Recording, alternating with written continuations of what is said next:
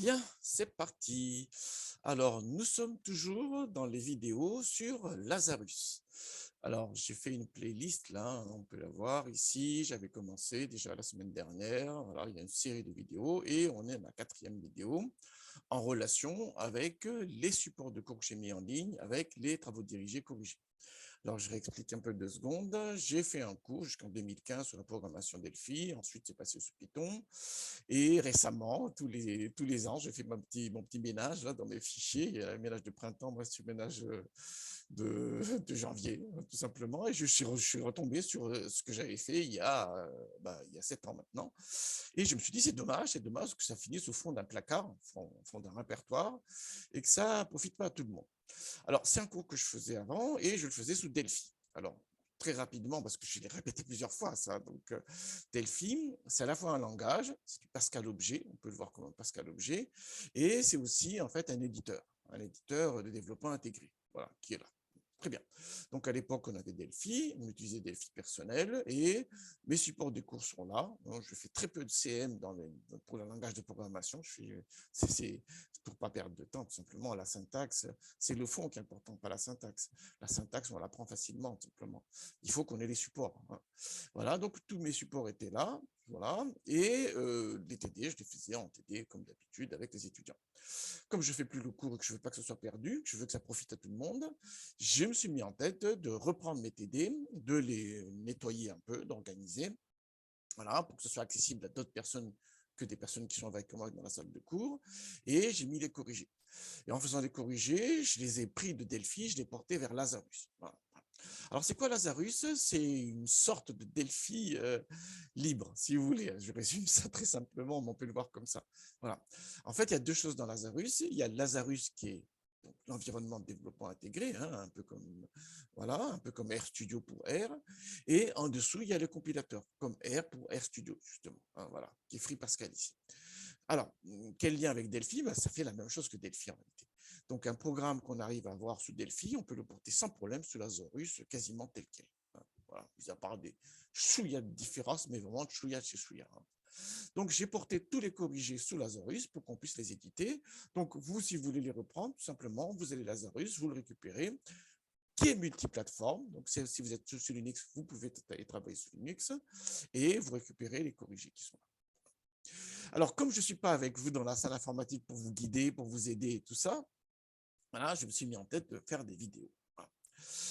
Alors, voilà la playlist. Et on est à l'étape 4 maintenant. L'étape 4, justement, c'est comment on crée des applications avec des interfaces graphiques multi-fenêtre. On a une formulaire pour fenêtre, fiche ou formulaire, c'est synonyme. On a une fiche principale qui permet de guider votre application. C'est là que généralement il y a le menu principal, ainsi de suite. Et ensuite, on a des fiches, des formulaires annexes. Certains sont des formulaires d'affichage. On parle de fenêtres non modales. Et certaines fenêtres sont des boîtes de dialogue. On parle de fenêtres modales. Voilà. Très bien. Donc, c'est ce qu'on va voir ici aujourd'hui, comment on fait ça sous Lazarus. Voilà. Ça vous permettra par la suite d'embrayer et de pouvoir réaliser la séance 9 qui est là, des exercices. Parce que dans la séance 9, justement, vous aurez à créer une interface graphique avec plusieurs fenêtres. C'est ça l'idée. Bien. Alors, une fois que ça c'est dit, on va pouvoir y aller. Je lance Lazarus comme d'habitude. Je lance Lazarus, il y a un projet par défaut, je vais tout vider pour être sûr qu'on fonctionne bien avec les bonnes étapes. Donc, je vais dans Projet et je fais fermer le projet. Très bien. Avant de lancer le nouveau projet, je montre bien ce qu'il y a ici. Voilà, je vais mettre dans démo et pour l'instant, il n'y a rien dans démo. Donc, et déjà dans la vidéo précédente, la vidéo numéro 3, j'avais montré que quand on crée un projet fenêtré, il y a le fichier du projet et il y a l'unité correspondante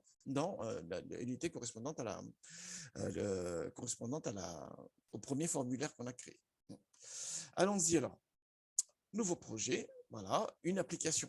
C'est plus une application console, là, c'est une application standard, hein, une application graphique Free Pascal. OK, très bien. Première chose à faire, tout enregistrer. Donc, j'enregistre ici, voilà, dans démo, vous avez bien vu, hein. Je ne change pas les noms maintenant, hein, bah, si quand même. Voilà, projet multi-fenêtre, fenêtre avec un S puisqu'il y en a plusieurs, voilà, voilà, enregistré. Et il me demande d'enregistrer une unité. Voilà. Donc, je vais faire U principal. Fiche principale, c'est pour ça que j'ai mis un E. Très bien. Voilà. Alors, comme j'avais dit, hein, en réalité, donc, on a ici le code source du programme, projet, voir le code source du projet, voilà, qui est là, et on voit dans le code source du projet, en fait, qui crée le formulaire, voilà, et qui lance l'application. Le formulaire, il est où? Il est là, voilà. Tform1 est un héritier de form, tform, qui est une classe standard Delphi. Là, on voit ici la LED qui apparaît. Hein. Et surtout, on a une variable globale parce qu'elle est dans l'interface, donc elle est visible à l'extérieur, on est bien d'accord. Hein. On a une variable ici qui permet de manipuler directement l'instance. Et l'instance est directement créée. Hein. Ça, on peut le voir ici, projet, voilà, voir l'option des projets. On voit dans les fiches, la fiche a été créée automatiquement. Bien d'accord. Très bien. Vous pouvez voir aussi dans ici un projet, voir le code source du projet, on voit qu'elle est créée, le formulaire. Très bien. Alors, je vais rajouter un deuxième formulaire, qui est un formulaire périphérique. Donc, je lance un peu l'application 2 secondes. Hein. Tac, je lance, il me demande débugger, j'accepte. Voilà. Et voilà mon formulaire. Comme c'est un seul formulaire et que c'est le formulaire principal, je le ferme. Très bien. Alors, je vais mettre un petit label ici pour vérification. Voilà. Je mets label pour vérification. Je vais expliquer pourquoi tout à l'heure. Voilà, et je change son name, surtout je mets LBL Verif. On voit bien, hein. Donc LBL Verif devient un label, voilà, un champ de la classe tform1 que j'ai créé. Je mets plus bas ici et je vais rajouter un bouton pour le lancement d'un formulaire. Donc, je ne change pas le nom, mais je mets tout simplement les captions, je mets affichage. Hein. Donc fenêtre non modale. Bien, c'est prêt. Alors, je vais créer un nouveau formulaire. Donc, pour l'instant, j'ai un seul formulaire dans mon application. Hein. Projet, voir les fiches, il n'y en a qu'un seul. Je vais créer un nouveau formulaire. Donc, je vais fichier, nouveau, ou bien nouvelle fiche. Hein. J'aurais pu faire nouvelle fiche, mais bon, je fais nouveau. Et dans nouveau, je prends fiche. Hein. Créer une nouvelle unité avec une fiche LCL. OK. Et je vais enregistrer tout de suite. Voilà. Et je l'appelle, par exemple, U affichage. Hop là. Très bien. Alors, ce formulaire-là, voilà, c'est tform2 qui est aussi un héritier de tform, voilà, et il y a une variable globale qui permet de la manipuler, hein, ce formulaire, cette fiche-là, form2 ici. C'est très important. Et elle est définie dans l'interface. Donc, elle sera visible en dehors de l'unité, pourvu qu'on fasse un useIs de U affichage. Oui, d'accord.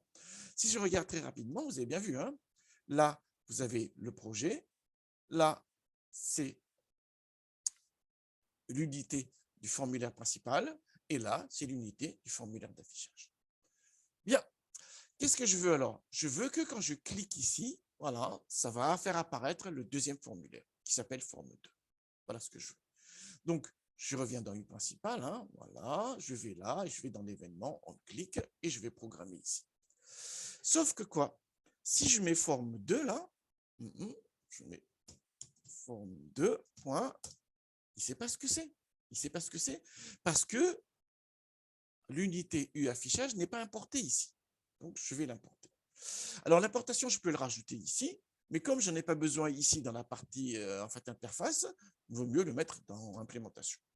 Bon, dans notre exemple ici, ça ne porte pas trop conséquence. Mais bon. Voilà, U affichage. Maintenant, regardez de nouveau, hein, forme 2. Là, il peut coller. Alors, pour faire afficher un formulaire, il suffit d'appeler la méthode show. C'est une fonction, vous avez bien vu. Hein. Voilà, c'est une procédure, vous avez bien vu. Hein. Donc, ça ne ramène pas de valeur de retour. Ça ne fait qu'afficher. Hein, c'est une procédure. Alors, ce label de vérification, là, je vais afficher ce qu'il y a je vais modifier ce qu'il y a dedans pour qu'on voit bien ce qui se passe en termes de mécanisme. Donc, self, cette fois-ci, c'est self parce que je suis dans le formulaire principal, là, lblverif.caption, voilà, 2 points égales, je suis passé. Je ne mets pas d'accent. Bon, si je peux mettre un accent, ça ne peut pas poser problème. Tac. Allons-y alors. Donc, je lance le formulaire principal, donc ça compile. Hein. Voilà mon formulaire principal. Donc là, pour l'instant, il n'y a rien, donc ça n'a rien changé. Hein. Quand je vais cliquer là, il va afficher le forme 2, vous avez bien vu le code qui est là, et il va ici le modifier donc le caption de label vérification. Allons-y. Et on va bien. Vous avez vu, hein, il a affiché forme 2 et il a dit je suis passé. Donc, ce qui est très important avec un formulaire d'affichage, c'est qu'il le fait afficher et il continue directement le suite du programme, donc la suite du programme, donc la suite des lignes de code, sans s'arrêter. Il affiche le formulaire d'affichage et il continue directement. Voilà, sans modifier ici. Donc, ça, c'est un élément important. Hein. Quand je fais appel à show, quand j'ai une fenêtre non modale, il fait apparaître la fenêtre et il continue l'exécution du code s'il reste du code dans la procédure, dans le gestionnaire d'événements, ce qui est le cas ici. Ça, c'est un premier élément important. Le deuxième élément important, c'est une fenêtre non modale. Hein. Donc, ça veut dire que en fait, je peux cliquer sur les deux. C'est bien vu. Hein. Voilà. Hein. C'est un simple formulaire d'affichage. Hein. Donc, je peux revenir ici sans problème. Si je le ferme, là, ça n'a pas de conséquence. Mon application, ici, est toujours ouverte. Si je reclique ici, ça le fiche. En revanche, je peux cliquer les deux. Et si je ferme le formulaire principal qui pilote l'ensemble de l'application, là, ça ferme tout d'un coup. OK, c'est ça l'idée. Donc, le premier type, donc, ce qui est important de bien savoir, c'est que dans une application, on peut avoir plusieurs fenêtres. Voilà. Il y a une fiche qui joue le rôle de formulaire principal, qui permet de piloter l'application, et rien ne m'empêche de créer des formulaires d'affichage. Alors, si dans le formulaire d'affichage, je veux rajouter des composants, est-ce que j'y ai accès par la suite? Donc, admettons, ici, je mettrai tiens label, voilà, et je mets rien pour l'instant. Et je l'appelle ici, long name, voilà, LBL affichage. Vous avez vu. Donc, regardez, hein, j'ai rajouté un composant, voilà, LBL affichage, ça devient un champ de forme 2. Est-ce que dans le programme principal, je peux avoir accès à ce label d'affichage? On va voir.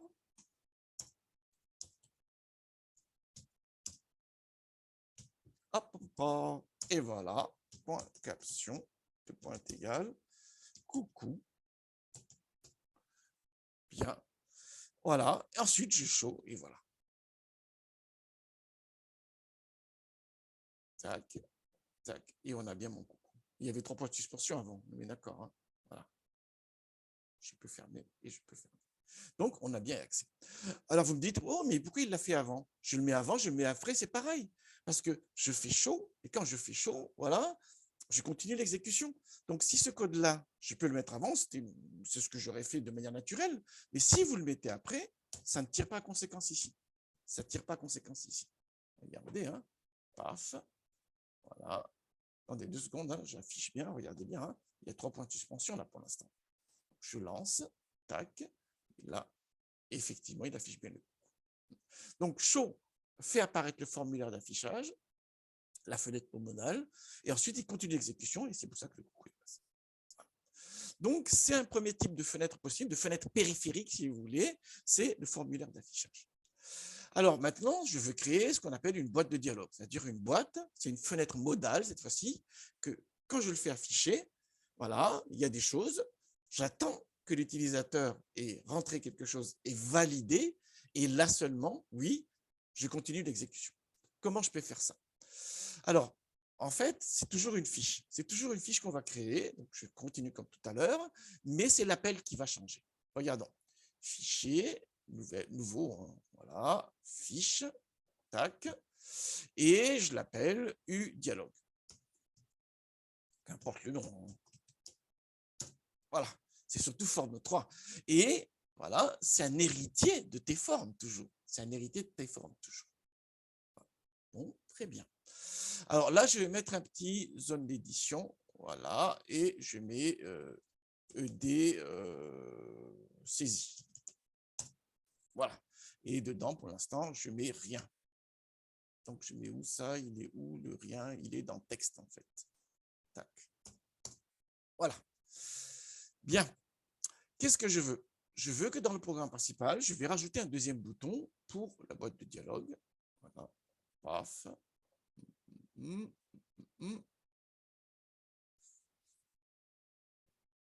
Je l'appelle dialogue, voilà, et modal. Alors, je veux quoi? Dialogue. Voilà. Alors, je veux quoi cette fois-ci? Quand je clique sur dialogue, ça fait apparaître la boîte de dialogue à côté. Voilà.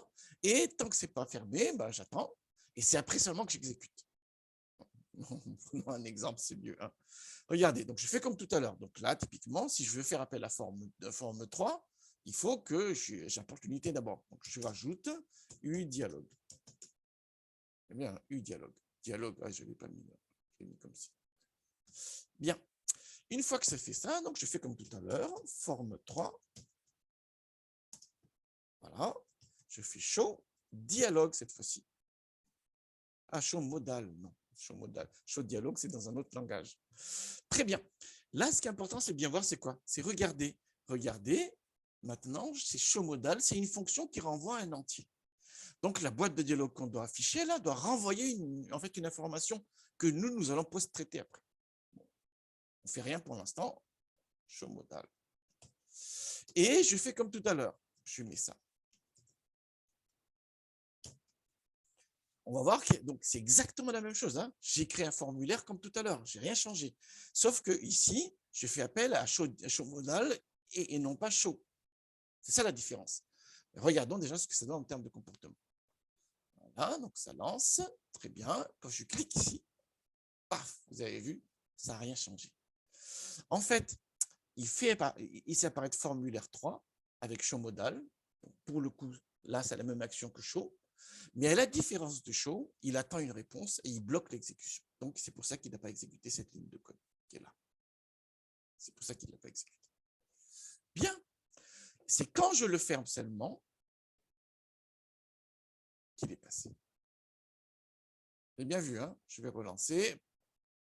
Donc, je le fais afficher ici. Autre élément important, la conséquence de show dialogue, c'est que je ne peux pas. Vous avez vu, hein? Alors, je ne sais pas si vous entendez, mais moi, j'entends ici, là, je m'énerve, ça envoie des messages d'alerte en disant non, non, non, ça ne va pas, tu ne peux pas, tu ne peux pas. Il faut d'abord fermer la boîte de dialogue avant de pouvoir revenir sur le formulaire principal. On ne peut pas fermer du coup, hein? D'accord. Je ferme, je suis passé. Alors, il y a une propriété intéressante, parce qu'est-ce qui se passe? La boîte de dialogue, là, elle est modifiable en taille. C'est pas, je ne connais pas beaucoup d'applications dans une boîte de dialogue qu'on peut changer de la taille comme on veut, on est d'accord là-dessus. Donc, il y a une propriété intéressante dans les boîtes de dialogue, voilà, qui est le border style. Border style, enfin le là, quoi. Voilà, vous mettez BS dialogue. Très bien. Ça, une simple conséquence, c'est que maintenant, j'ai une boîte de dialogue de taille fixe, tout simplement. Regardez, hein, dialogue, et là, maintenant, je ne peux plus changer la taille. Hein. Vous avez vu, hein. Tac, je peux plus. Voilà, ça vous permet de mieux organiser ce que vous mettez dans la fenêtre, là, et comme ça ne change plus, c'est nickel, on est sûr que ça marche, et qu'il n'y a pas quelqu'un qui va changer. Voilà. Et après, il faut le fermer, ainsi de suite. Bien, alors qu'est-ce que je veux maintenant? Ce que je veux, c'est que dans ma boîte de dialogue, là, je vais saisir quelque chose, et ce quelque chose-là, je veux que ce soit transmis ici. Donc, ici, là, ça veut dire qu'à la place de ça, je vais avoir quelque chose du style forme 3, point, ed saisie, point, voilà, texte. C'est ça, hein? Regardez, dans dialogue, j'ai rajouté un champ. C'est la zone d'édition qui est là, ed saisie. Vous avez bien vu. C'est un champ de forme 3. Et j'ai la variable forme 3 ici qui est accessible directement. Et toutes les formulaires ont été créés à la volée, hein, dès le démarrage de l'application. On voit bien, hein, il a créé forme 1, il a créé forme 2, il a créé forme 3. On est d'accord là-dessus. Donc, à partir de là, ce type de saisie, je peux le faire sans problème. Allons-y. Voilà. Très bien. Par exemple, je mets Anthony, notre